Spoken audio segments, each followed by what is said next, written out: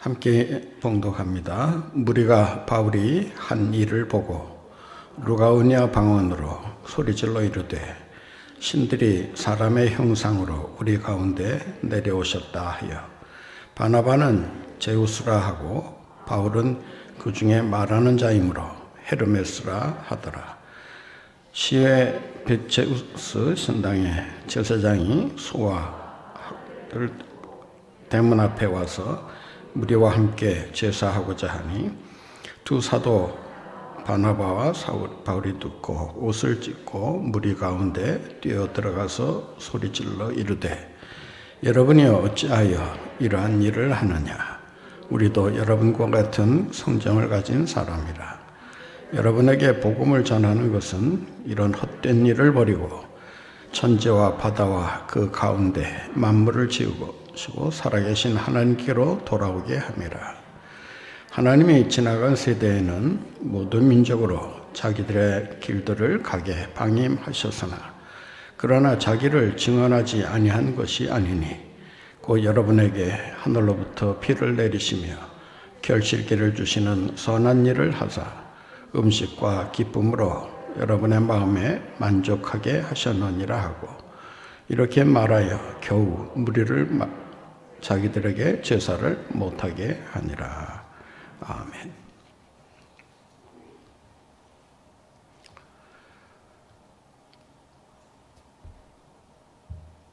바울의 1차 선교 여행을 보면 세 가지 중요한 점이 달라지고 있음을 알 수가 있습니다.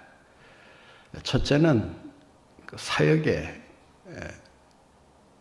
주도적인 역할이 바뀌고 있다라는 것입니다.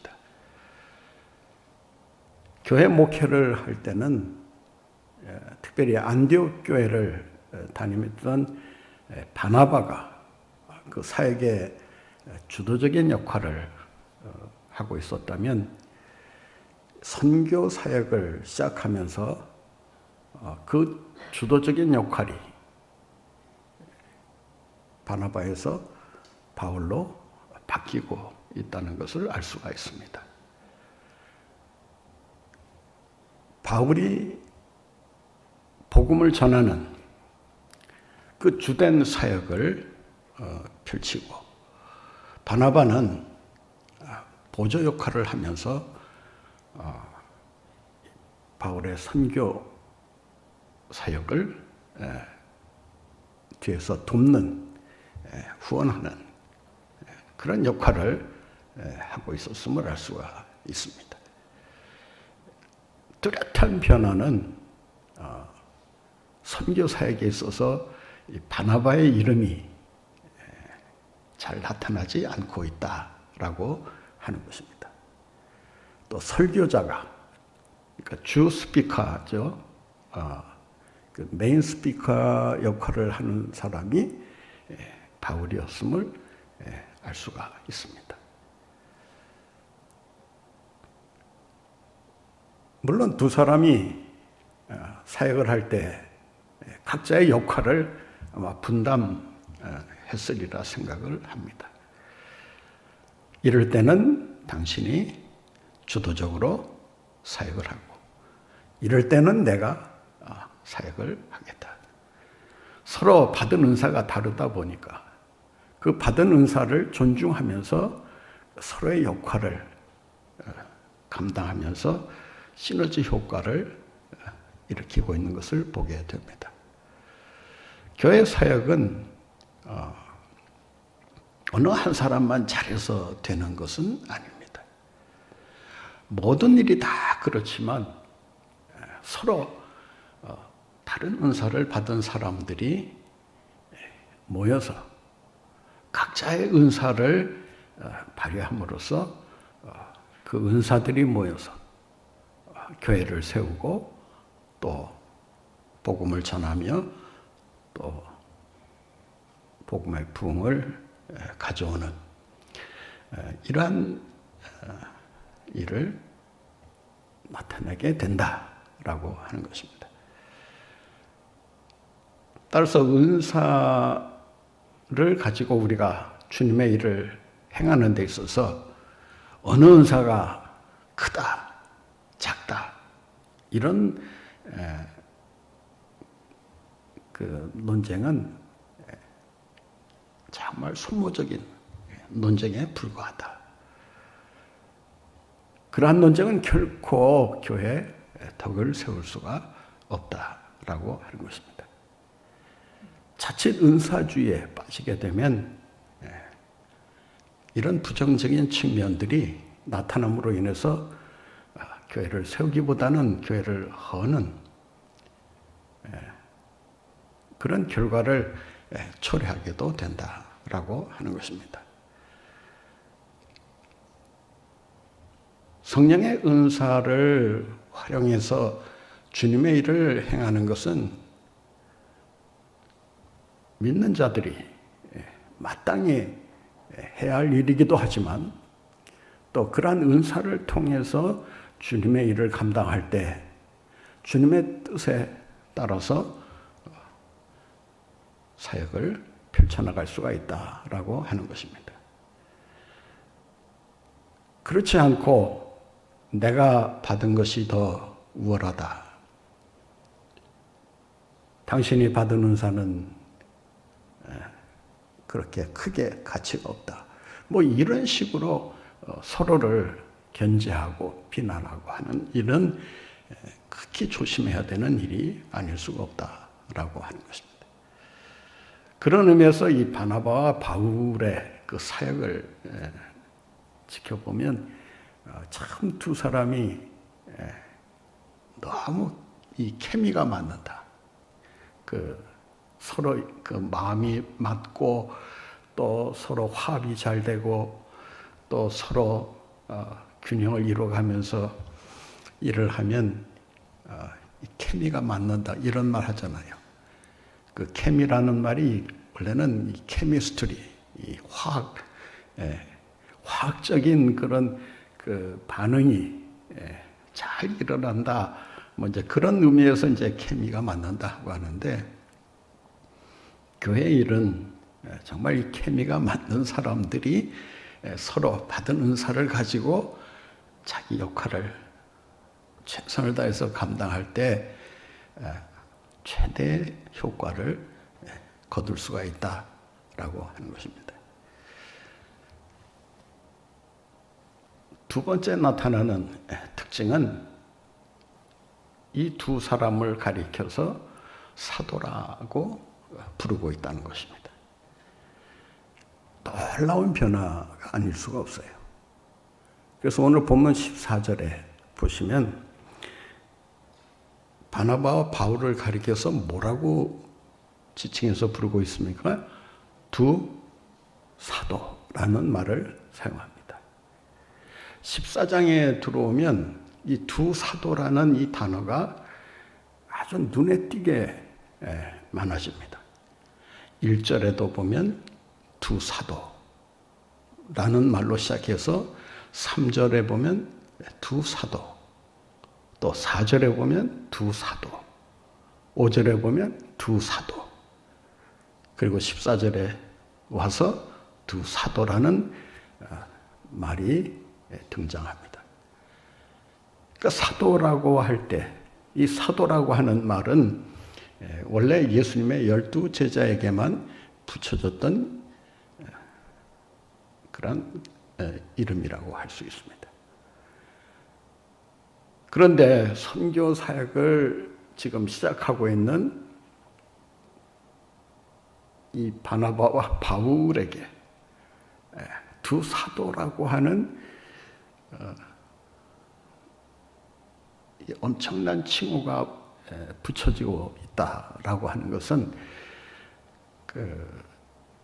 어떤 신앙의 그 직제, 그 어떤 제도가 몰라보게 달라지고 있다라고 하는 것을 여기에서 우리가 눈치챌 수가 있습니다.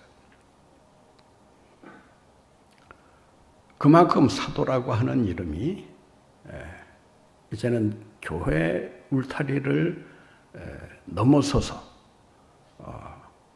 이 선교하는 그 두 사람에게 그 그 사도라는 이름이 붙여지고 있다라고 하는 것입니다.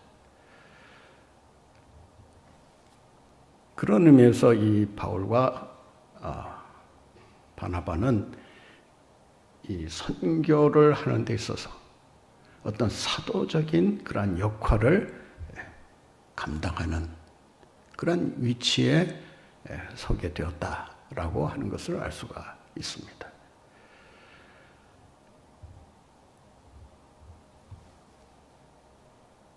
좀 더 정확하게 말씀드리면 12사도라고 할 때 그 12사도는 예루살렘 교회를 중심으로 한 그 유대인들을 대상으로 한 그 사역을 위해서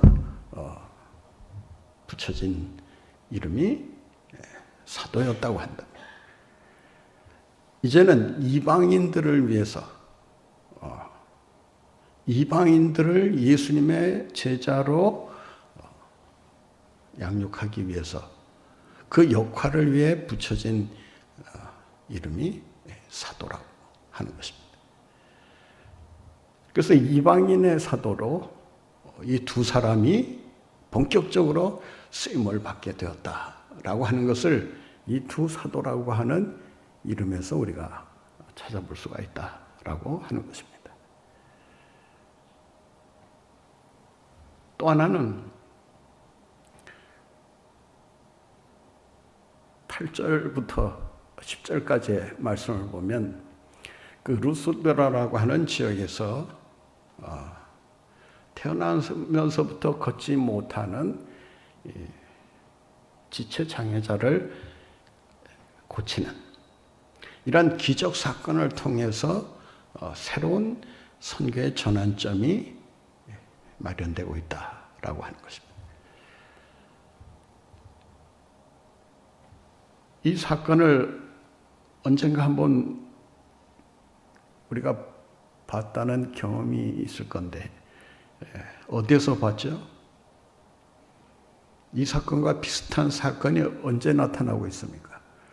3장에 보면 베드로와 요한이 기도하러 성전으로 올라가다가 성전 미문에 앉아있는 태어날 때부터 걷지 못하는 지체 장애자를 일으켜 세우지 않습니까? 은과 금은 내게 없지만 나사렛 예수의 이름으로 일어나 걸어라 하니까 한 번도 걸어보지 못했던 그 지체 장애자가 일어났을 뿐만 아니라 걷기도 하고 뛰기도 하면서 찬양하며 성전으로 들어갔다라고 기록하고 있습니다. 오늘 본문에도 보면 이 누가는 그 현장을 의학적인 관점에서 자세하게 기록하고 있습니다. 이 지체 장애자의 상태가 어떠한 상태인가를 의사의 눈으로 보면서 그 특징을 잡아냅니다.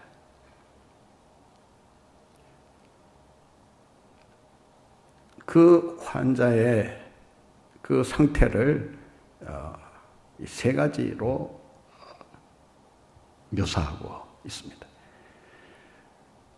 첫째는 걷지 못하는 사람이다라고 이렇게 이야기를 합니다.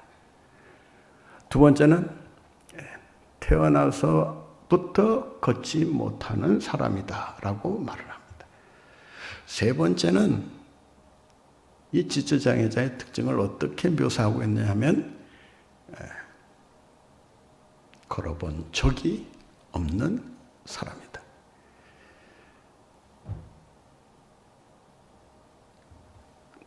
태어나서 한 번도 걸어본 적이 없는 사람이다라고 하는 이 묘사를 통해서 우리가 발견할 수 있는 것이 있습니다. 그것은 의학적으로 치료가 가능하다, 불가능하다, 불가능하다라고 하는 사실을 의학적으로 진단하고 있는 것입니다. 의학적으로는 도저히 치료할 수 없는 그 지체장애자를 일으켜 세우는 이 일은 지체장애자를 일으켜 세웠다라고 하는 그 차원에서 끝날 문제가 아니라는 거예요. 누가는 이 사건을 통해서 복음이야말로 절망에 처했던 자에게 희망을 불러일으키는 그러한 역사다라고 하는 것을 암시하고 있는 것입니다.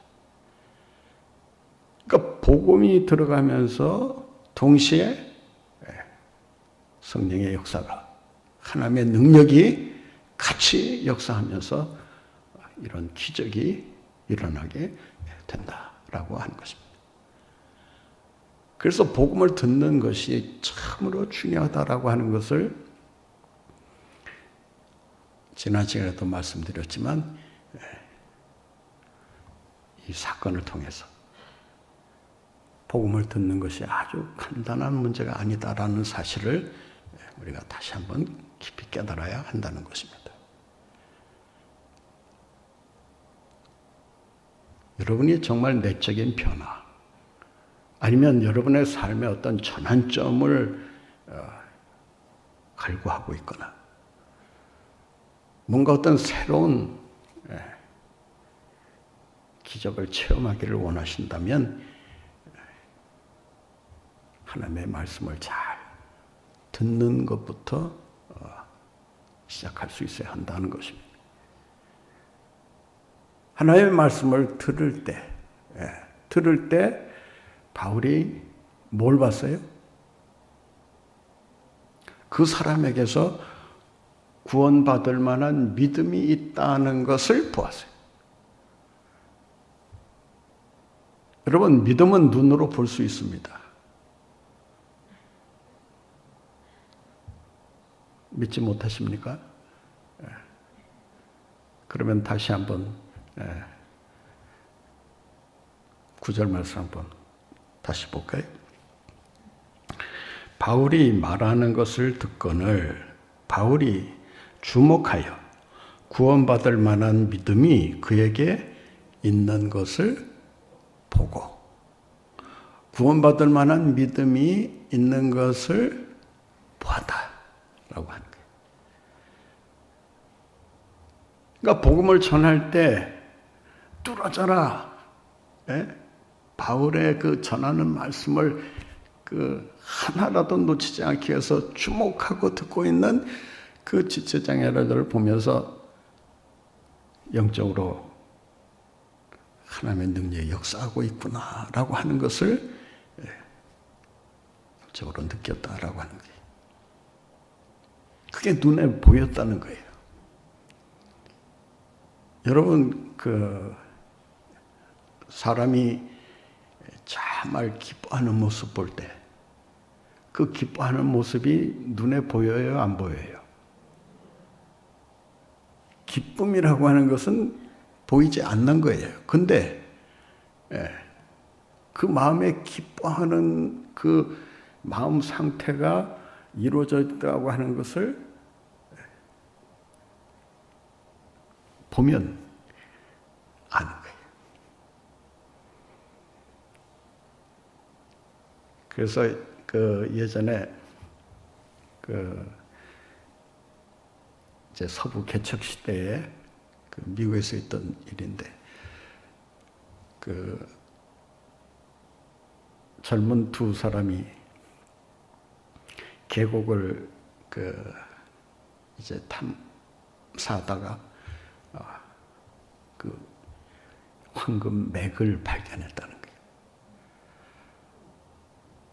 그래서 이제 그 두 사람만 그걸 발견했기 때문에 누구한테도 알리지 않도록 아주 약속을 하고 그리고서는 아무 일도 없었다는 듯이 그렇게 전날과 똑같이 생활을 했다고 합니다. 그런데 그 다음 날부터 놀라운 변화가 일어나게 된 거예요. 이 두 사람이 가는데 사람들이 다 따라가는 거예요. 아무 말도 안 했는데. 어떻게 알았을까요? 예? 내색하지 말자. 예? 우리끼리 비밀로 하자. 했지만 그 마음의 기쁨이 숨길 수가 없었던 거예요. 예. 항상 그냥 웃음을 지으면서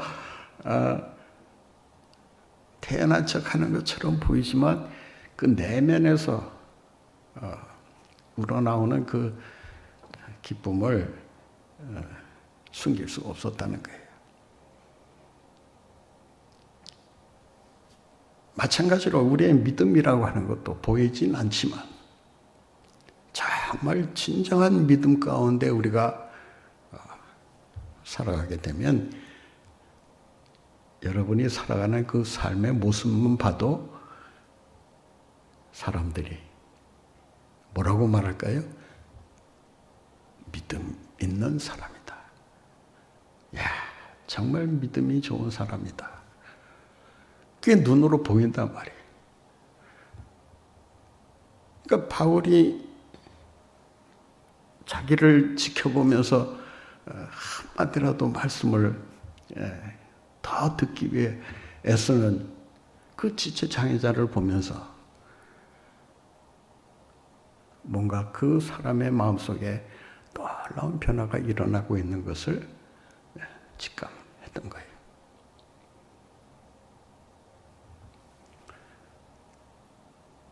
이 지체장애자는 오로지 바울이 전하는 그 말씀만 듣기 위해서 집중합니다.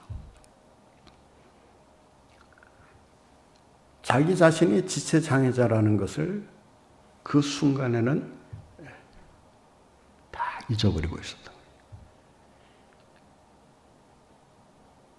주위에서 자기를 어떻게 보고 있느냐, 또 자기를 향해서 어떤 말들을 하고 있느냐 전혀 신경 쓰지 않습니다.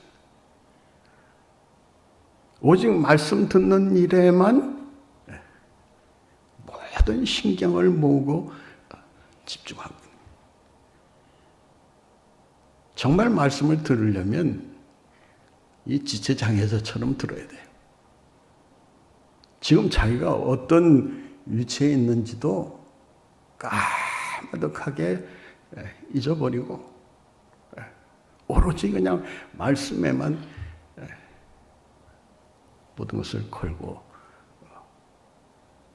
그 말씀에 귀를 기울이고 있는 거예요. 말씀을 들을 때 다른 사람이 생각나면 안 돼요. 이 말씀은 그 집사가 꼭 들어야 되는데.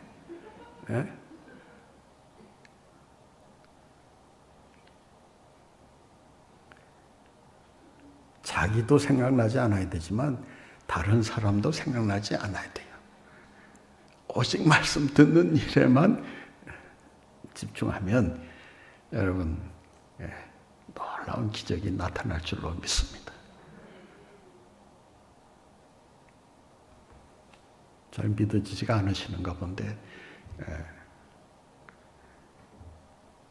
여기 실증이 있잖아요. 구원받을 만한 믿음이 있는 것을 보고 설교하다 말고 바로 그 사람을 향해서 뭐라고 말합니까? 일어나 걸어라 하니까 어떻게 됐어요? 만약 자기 처지를 고민하면서 자기 신세 타령만 하고 있었으면 일어나 걸으라고 하는 말이 이게 뭐 자기를 향해서 하는 말이 아니라고 들었을 거예요. 내가 어떻게? 예? 그런 생각 먼저 들지 않겠어요? 그렇잖아요. 날 때부터 한 번도 걸어본 적이 없는데 일어나 걸으라 하는 이 말이 과연 그 사람에게 실감나게 들리겠냐 말이에요.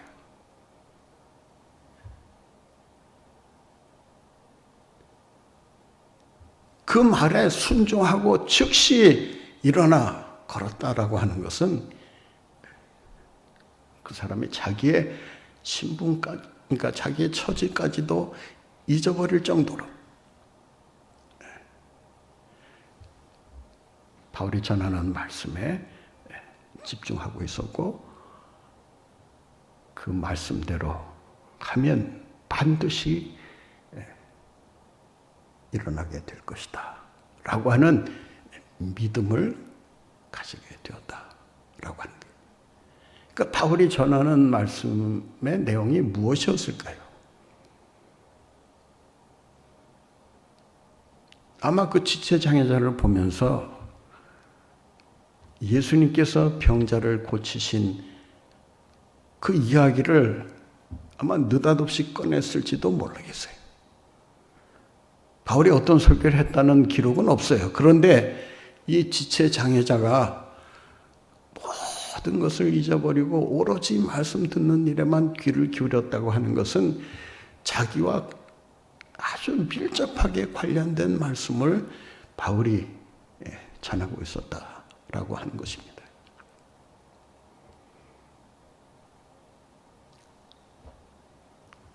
예수님이 병자를 고치셨다라고 하는 말을 듣는 순간, 그래, 나도 예수님께서 나를 고쳐주시면 이 지체장애자가 고침을 받게 될 것이다. 그 믿음을 아마 가졌을 거예요.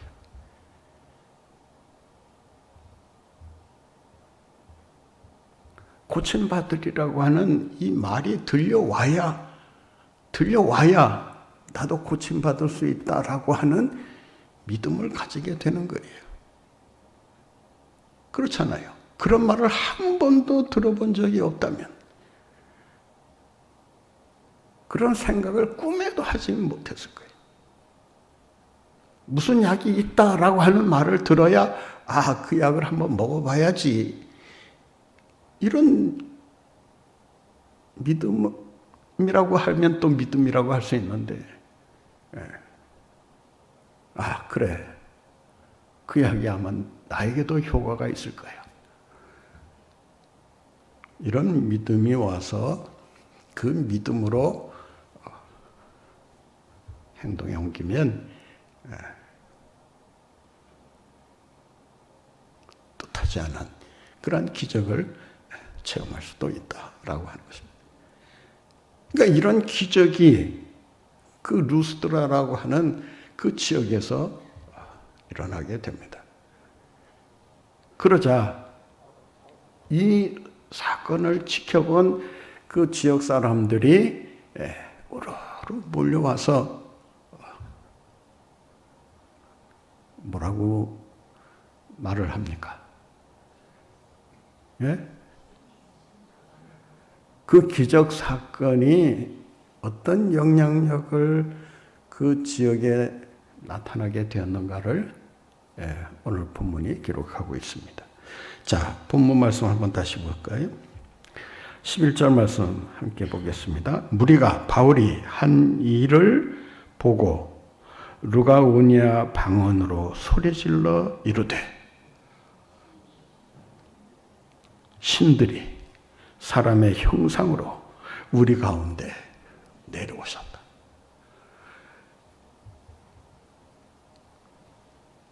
그런 경험을 한 번도 해보지 못했던 이 지역 사람들에게 이 지체장애자가 일어나 걷는 이 사건은 그들에게 큰 충격을 안겨다 주었을 것임에 틀림이 없다는 것입니다. 얼마나 경이로운 사건이었는지, 그 사건을 어떻게 해석합니까? 신들이 내려왔다. 그러니까 신들이 내려와서 이런 능력을 행하지 않고는 결코 이런 일은 일어날 수 없다라고 아주 단정을 해버린 거예요. 그도 그럴 것이 태어나서 한 번도 걸어본 적이 없는 사람이라고 하는 것을 그 지역 주민들은 아마 대부분 다 알고 있었다, 모르고 있었다. 알고 있었다라고 할 수 있습니다.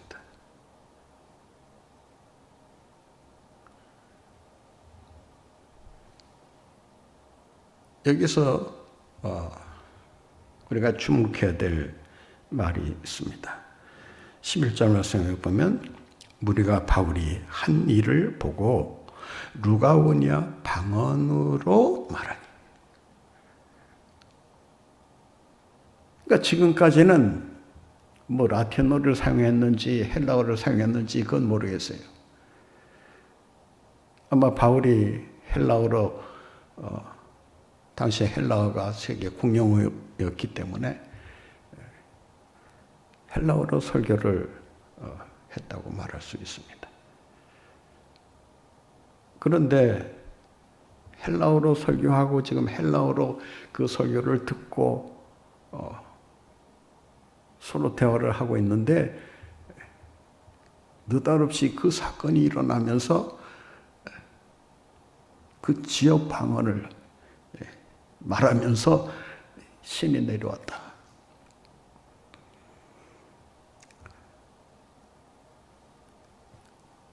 우리가 이제 지방 사람이면 이제 표준말을 배워서 표준말을 하다가도 뭐 당황스러운 일이 생기거나 뭔가 좀 화가 나는 일이 생기거나 어떤 감정이 막 격해지고 하면 본연의 말투가 튀어나온다고 그래요. 이건 증명된 사실이니까 뭐 부인할 필요가 없어요.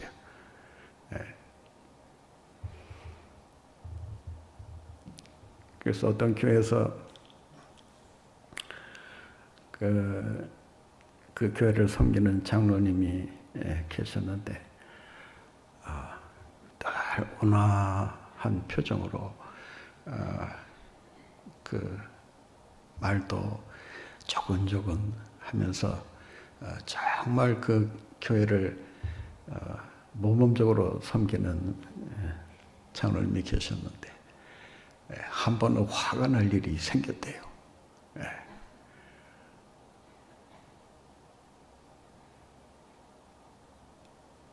그게 화가 나니까 이 장로님의 안색이 탁 변하더니 왜요? 한번 해보자는 거요? 하면서 그 충청도 사투리가 튀어나왔다고 합니다. 그제서야 교인들이 그분이 충청도 분이라는 것을 그제야 알았다고 그래요. 그러니까 이 사건이 일어나니까 그 지역 사람들이 너무 흥분이 되고 너무 기분이 들떠서 서로 주고받는 말이 어떤 내용이에요? 신들이 내려왔다. 라고 하면서 바나바와 바울을 뭐라고 부릅니까? 본문 말씀 12절 볼까요? 바나바는 제우스라 하고, 이 제우스는 그 헬라어로 제우스고 라틴어로는 주피터입니다. 그러니까 이 그리스 로마 신화를 보게 되면 그 신들의 우두머리가 제우스 아닙니까? 초등학교 좋은 데 나왔으면 다 이 정도는 아시는 상식이라고 할 수 있는데, 하여튼 신들의 우두머리인 제우스를 그 바나바를 가리켜서 제우스라고 하고, 또 바울을 가리켜서는 뭐라고 말합니까? 예? 헤르메스라. 라틴어로는 그 머큐리라고 하는데, 그 헤르메스 화장품 사용하십니까? 예. 이 헤르메스는 그 뭐 여러 그 이름이 있지만, 예, 특히 언어의 신으로 알려져 있습니다. 특히 이 제우스의 말을 대변하는 신, 예, 그러니까 전령의 신이라고도 하는 그런 이름을 가지고 있습니다. 어떻든 그 바나바에게는 신들의 우두머리인 제우스라고 하는 이름을 붙여주고, 이 바울에게는 말하는 그 신, 예? 제우스의 말을 전하는 그런 신의 이름인 헤르메스라는 이름을 붙여줍니다. 그 이름을 붙여주면서 바울을 헤르메스라고 부르는 이유를 설명합니다. 본문을 보실까요? 12절에 보면 바울은 그 중에 말하는 자이므로, 그러니까 설교도 바울이 주도적으로 전하고 있고, 또 이 지체장애자를 일으켜 세우는 그 주인공도 바울이었단 말이죠. 그러니까 사람들이 바나바는 그 제우스라고 한 걸 보면 상당히 그 풍채가 이 바울보다 좀 뛰어난 그런 사람이었다라고 할 수 있습니다.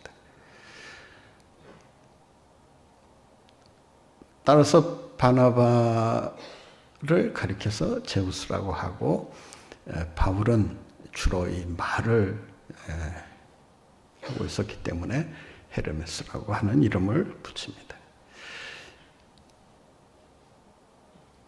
이름을 붙이는 것까지는 좋은데 이들이 어떻게 행동합니까? 예? 13절 보세요. 시외, 이 시외라는 말은 이 성 바깥이라는 말이에요. 도시 바깥을 의미하는데, 제우스 신당의 제사장이 소와 화환들을 가지고 대문 앞에 와서 무리와 함께 제사하고자 하니, 지금 뜻하지 않은 사건이 지금 또 벌어지고 있는 거예요. 그 제우스와 이 헤르메스를 섬기는 그 제사장이 지금 이 두 사람이 신의 모습을 하고 내려왔다 라고 하면서 이제 소와, 여기서 말하는 소는 황소를 가리킵니다. 그러니까 황소와 화환을 가지고 와서 이제 이 두 사람을 위해서 제사를 지금 거행하려고 하는 그런 상황에 있었던 것입니다. 이 사건을 이해하기 위해서는 그 지역에 내려오는 오래된 전설을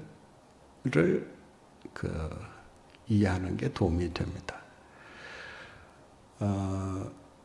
그 오비디우스라고 하는 이 라틴 시인이 있었다고 합니다.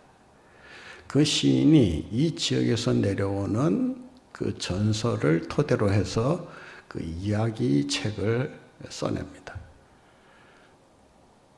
그 책에 보면 이 제우스와 그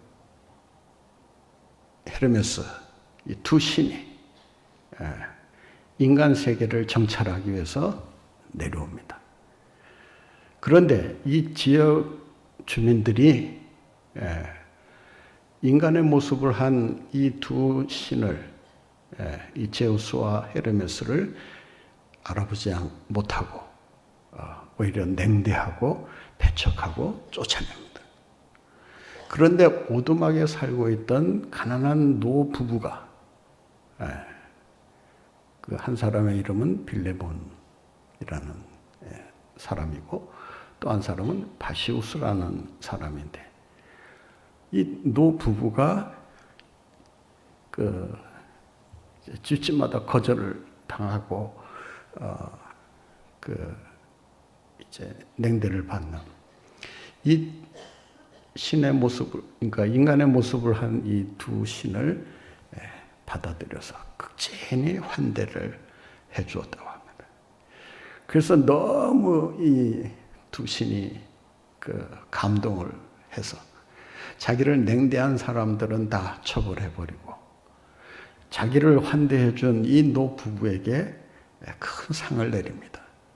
그 집의 지붕을 금 지붕으로 만들어 주고 또 대리석 기둥을 세워서 그가 살고 있던 집을 큰 신전으로 만들어 놓습니다.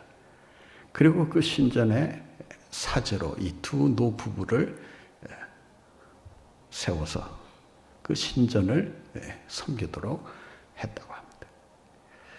그러니까 이런 그 전설을 배경으로 해서 이 말씀을 우리가 다시 한번 생각해 보면